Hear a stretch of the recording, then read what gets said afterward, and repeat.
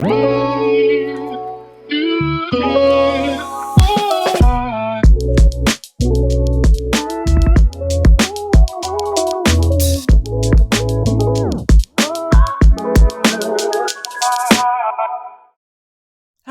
and welcome to Real Menopause Talk. My guest today is Dr Shahzadi Harper. Feeling lackluster, a low sex drive and having lost a sense of self are symptoms Dr Harper sees every day. But, she asks, why should women lose their sparkle?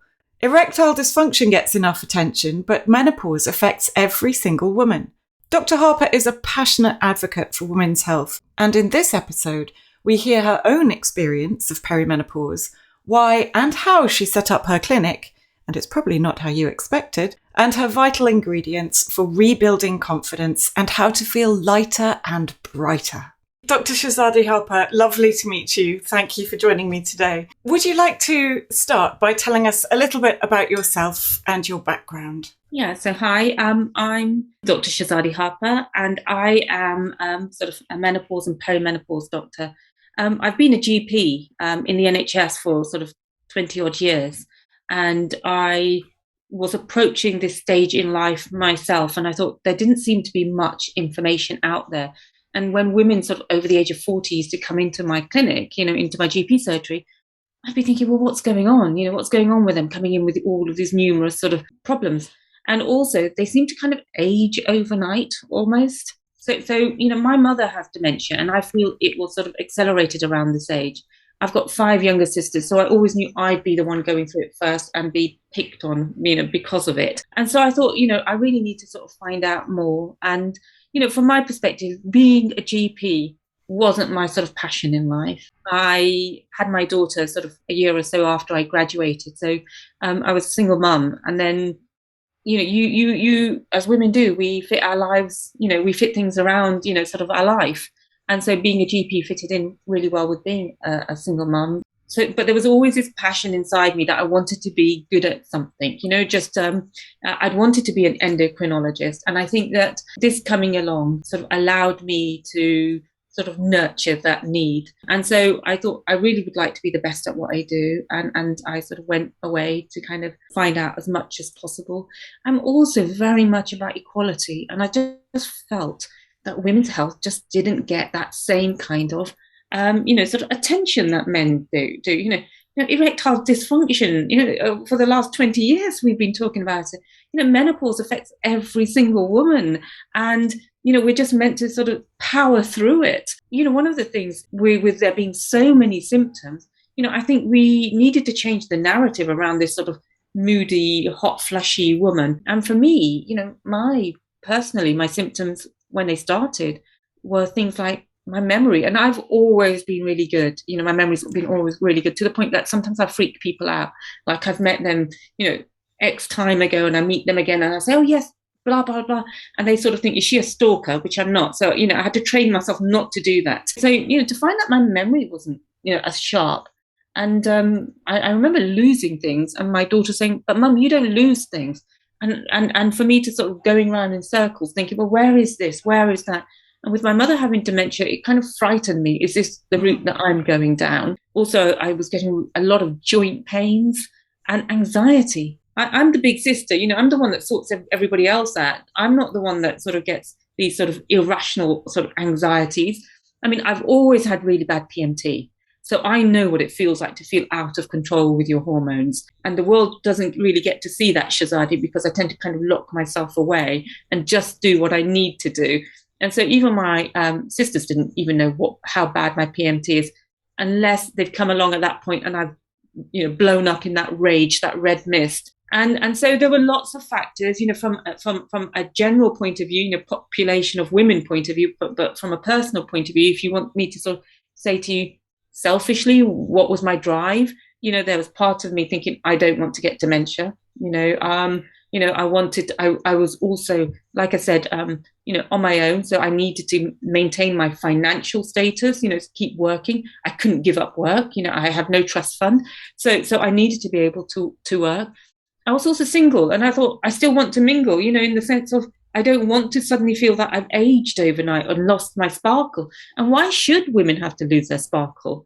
So So there were lots of factors around me doing what I do. And, like I said, very much at the forefront of it was that equality aspect. We as women should have equal choices, equal rights, be able to decide if we don't want to work or decide if we want to do this rather than being forced into that scenario because our hormones made it, sort of untenable for us.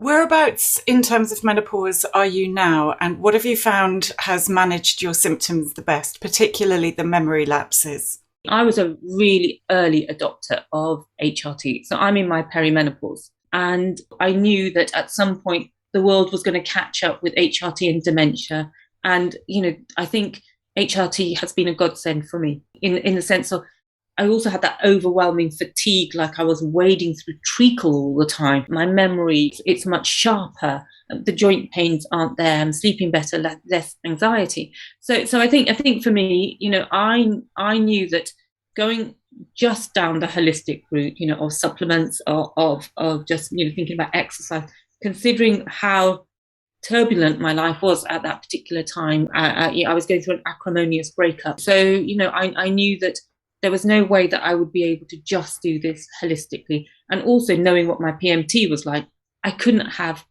every week being like that. I would have, lost everything. My family would have excommunicated me. My daughter would have, I don't know, run away from home. I'd have lost my job, everything. I just couldn't be like that. So for me, HRT was something that I felt, be part of my regime. I also thought, there's a lot of negative talk about HRT. We also need to kind of demystify it. And so that's another sort of passion of mine, to give women, the real information, so they can make their own choices. How did you go about specialising, going from being a GP to really digging deep into perimenopause and menopause? So you can do advanced certification in menopause. So that was one of the things I did, sort of the theory side of things. But I actually then went and spent a lot of time in different menopause clinics, in my own time, with sort of leading people in that field. So, I did sort of almost like 2 years of just sort of sitting in clinics, learning and finding my own way. So most of the menopause clinics within the NHS are run by gynecologists, not GPs, by gynecologists, and they have a very much more sort of black and white science type approach. And whilst I said I didn't want to be a GP, the being a GP for that length of time has given me a lot of skills in the sense of looking at women or looking at people holistically. It's not just about looking at your ovaries, it's about looking at you as a person. And so I think, when I was sitting in with them, I was thinking I could do this better, because all they're doing is talking about the ovaries. If somebody has IBS, they were like, go back to your GP. If they had acne or something, go back to your GP. And also the psychological element of it, relationships, women talking about their libido, their sexual health, all of that aspect, listening to them. So I do think, being a GP is actually, sometimes life does things, for certain reasons. And I think it's got so many skills. And it also, when I was a GP, it allowed me to go off and do so many other different types of training. Like I used to work in an alcohol rehab clinic. So I did advanced alcohol and addictions management. I very much am somebody who wants to tackle obesity, I'm very much a preventative health person. So looking at weight management, I was part of a clinical trial there. So being a GP allowed me to do that. But I sat in with many different doctors, sort of almost like picking the best I felt from each of them to kind of work out my way, my method. And where did you go from there? How did you find your method? Yeah, so I suppose that's been a little bit of a journey. Coming out of this acrimonious divorce, sometimes when you've lost everything, you've got nothing to lose. So one of the clinics I used to work at, sort of learning my skills, as it were, was at the top of Harley Street. And I'd always wanted to set up my own clinic. I had no idea where it would be. But, it was a rainy day and I was walking up to that clinic, a little bit grumpy because there was only one patient booked in.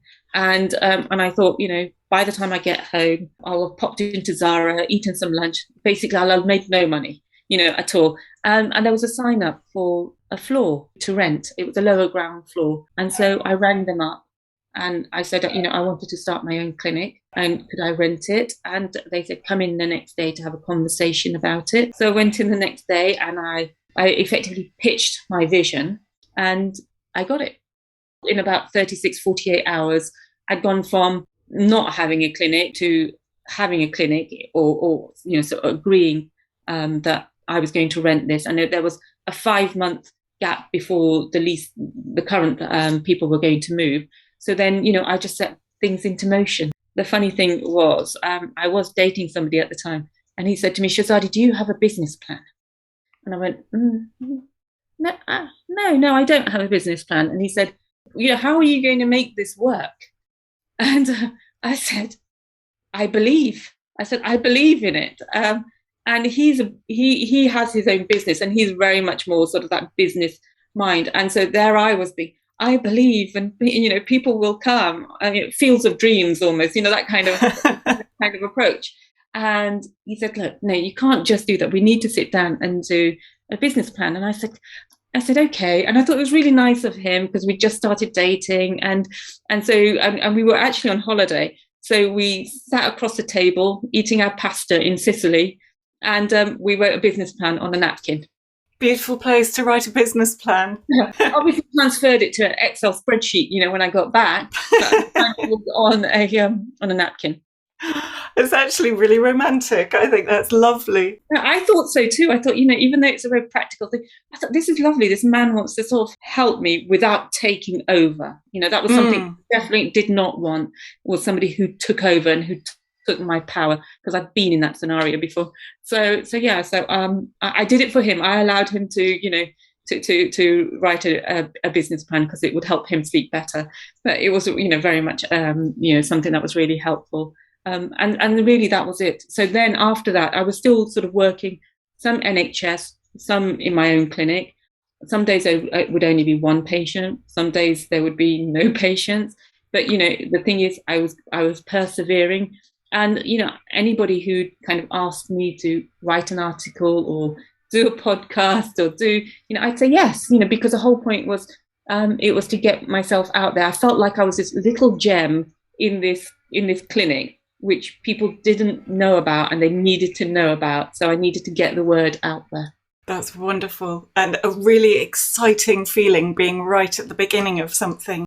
There is a difference between somebody taking over and somebody working with you. And I feel that for a lot of us at this time in our lives, we do get the opportunity to reinvent ourselves and do things for ourselves, not in a selfish way, in a more giving way. You mentioned changing the face of menopause and perimenopause, and I feel that your attitude to setting up your own clinic and doing it your own way is kind of the beginning of that. How else are you changing the face of menopause? Well, I think that is one of the things I wanted to sort of share with women. It's not the end of life. Midlife is not end of life. It can very much be that start.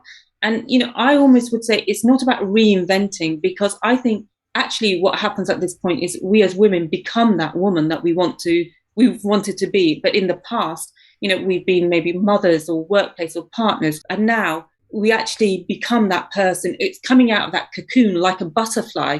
And that's how I felt a little bit, not like a phoenix rising, more like that butterfly coming out of the cocoon.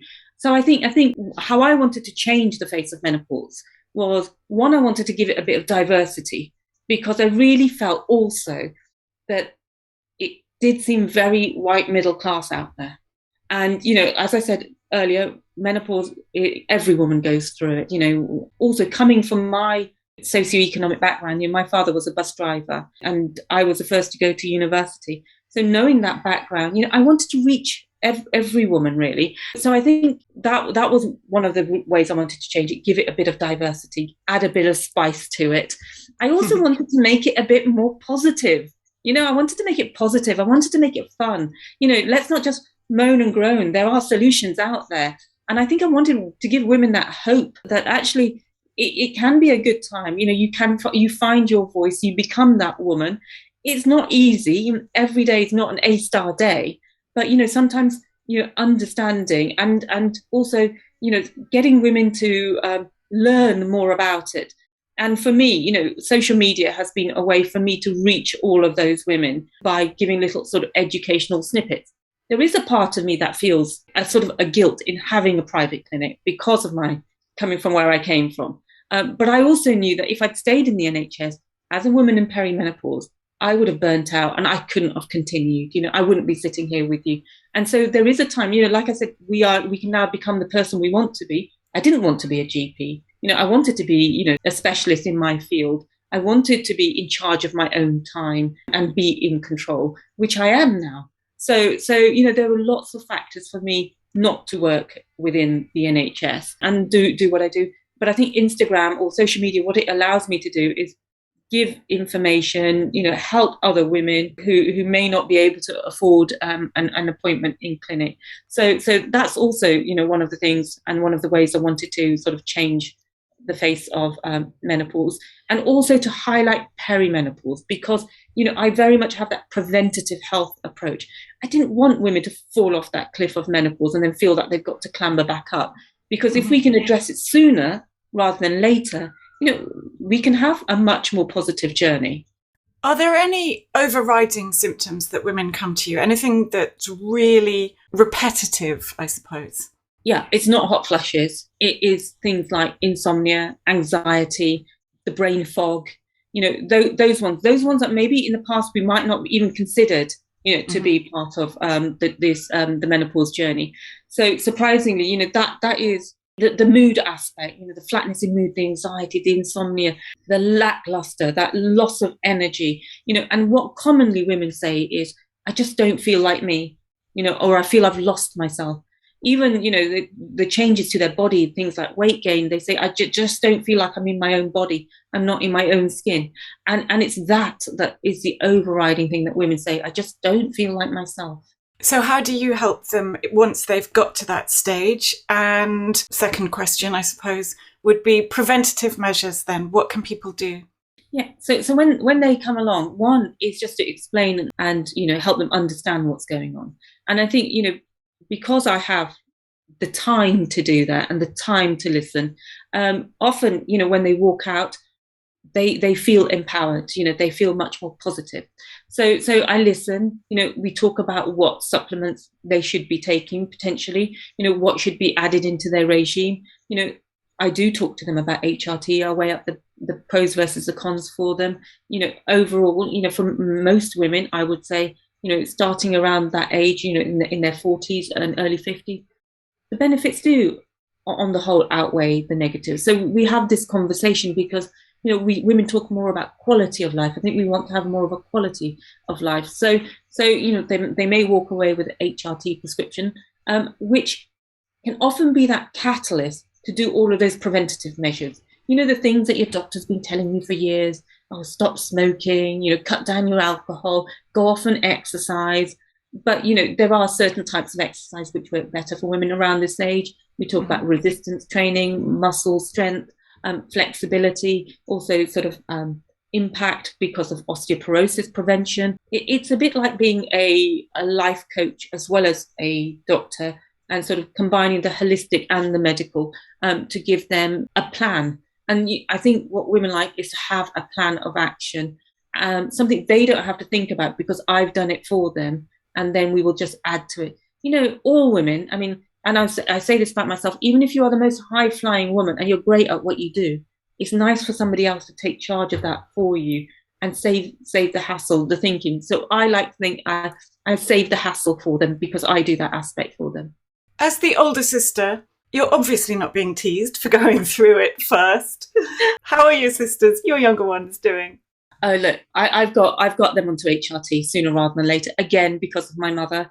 I had to say to one of them, you do seem a bit prickly. And because so that's commonly what, so when I say women come in, they with their insomnia, their anxiety, the other thing is they have this prickly edge about them.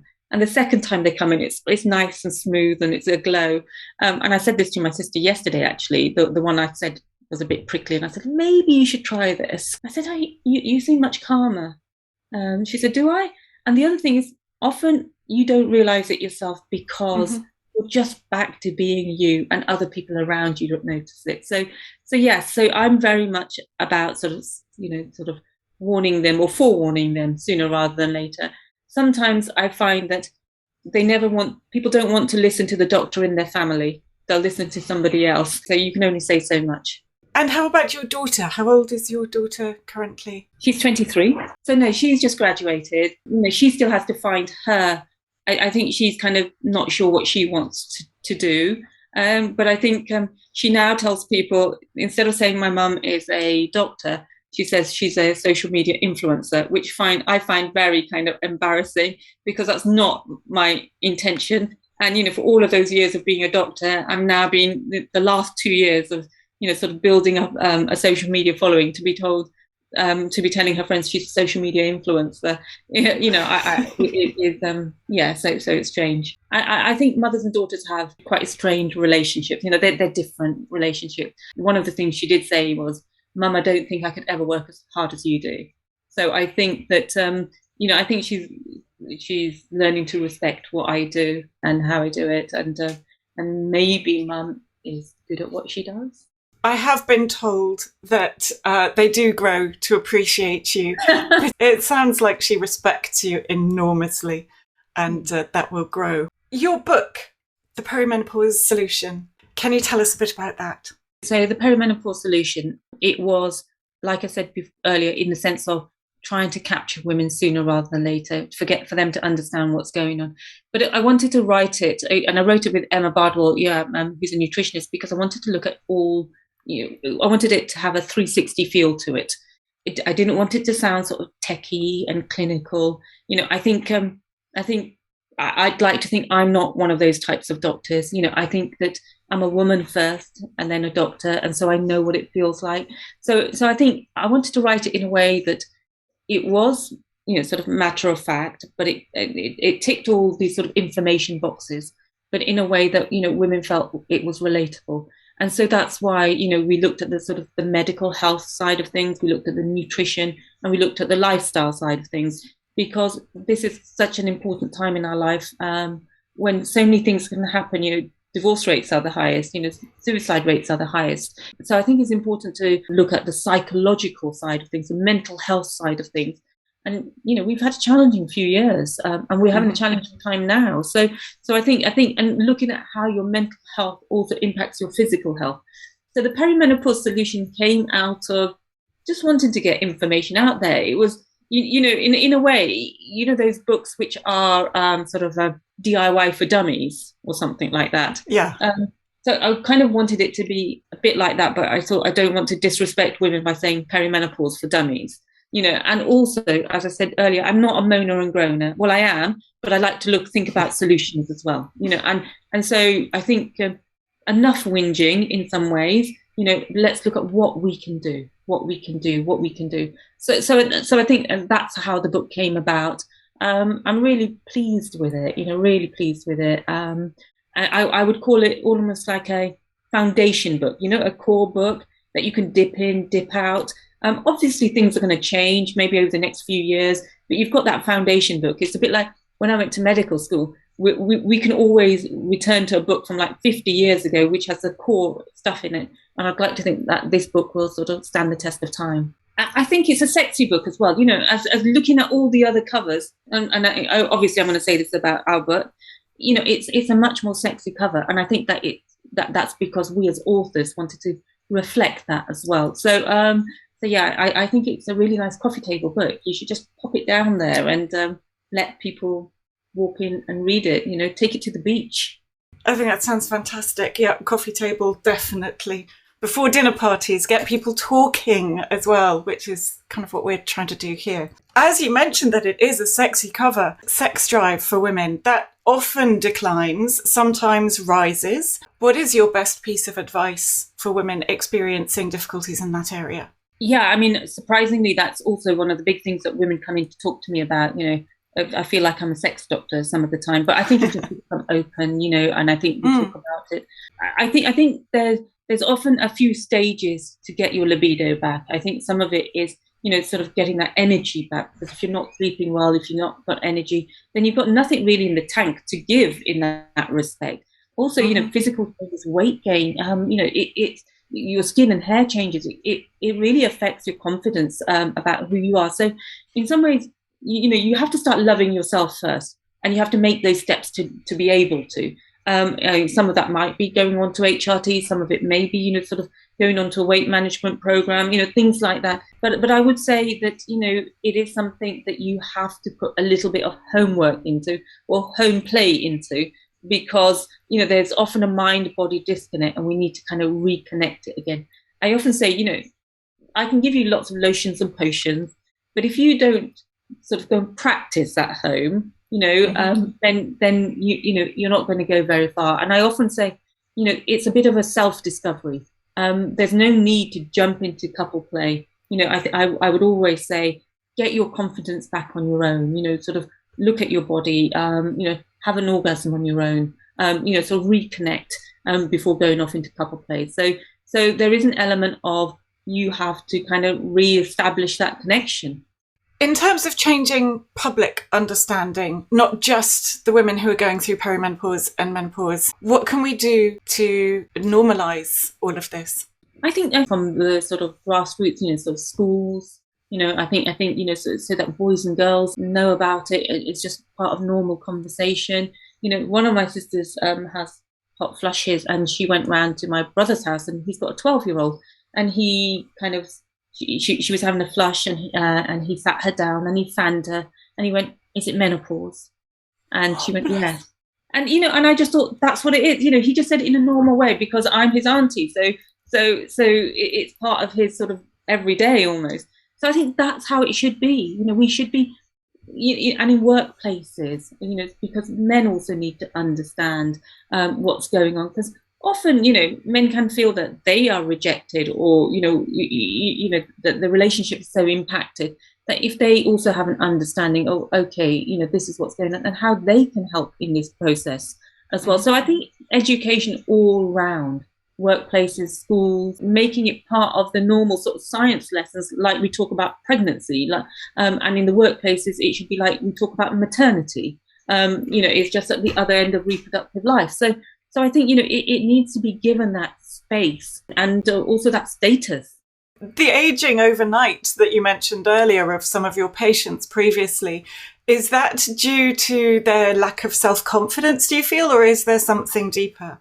There's, sort of chemical changes going on because your estrogen levels drop. Estrogen is very important when it comes to collagen production. That's why you lose that density. So the aging process there is sort of biochemical changes going on, physiological changes on because the drop in hormones, but also lack of sleep, and also flatness in mood. I mean, if you think back when, I'll think back when I've not been so happy, when life hasn't been so happy, you do look a little bit more dull, a bit more grey. You feel like there's, the weight of the world's on your shoulders. And then when you're happier, suddenly you look 10 years younger. You look brighter, lighter. And I see these changes in women when they come into clinic. Often the first time they come in, I sort of want to cry with them because of their stories and that pain. And then the second time they come in, I want to cry with them because it's so joyful, to see how they have changed and it's lifted.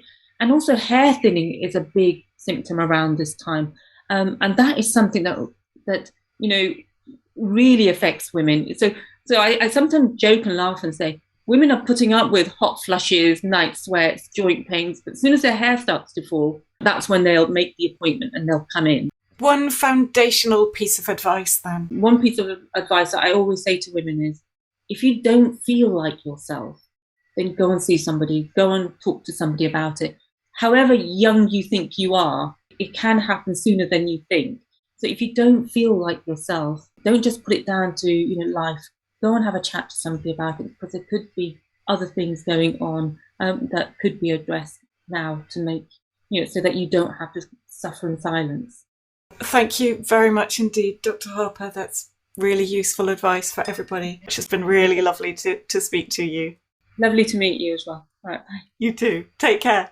The Perimenopause Solution by Dr. Shahzadi Harper is out now, and I highly recommend it. You can find her also on Instagram at the Harper Clinic and at Dr. Shahzadi Harper, also known as the Perimenopause Doctor. I will leave all the spellings in the show notes so that you know where to find her. Remember to follow us on the podcast apps Subscribe to the newsletter and the podcasts, and please do continue to spread the word. The more this gets out, the more we can normalise perimenopause and menopause in everyday life for us and the generations that follow us. Thank you for listening. I look forward to seeing you in the next episode.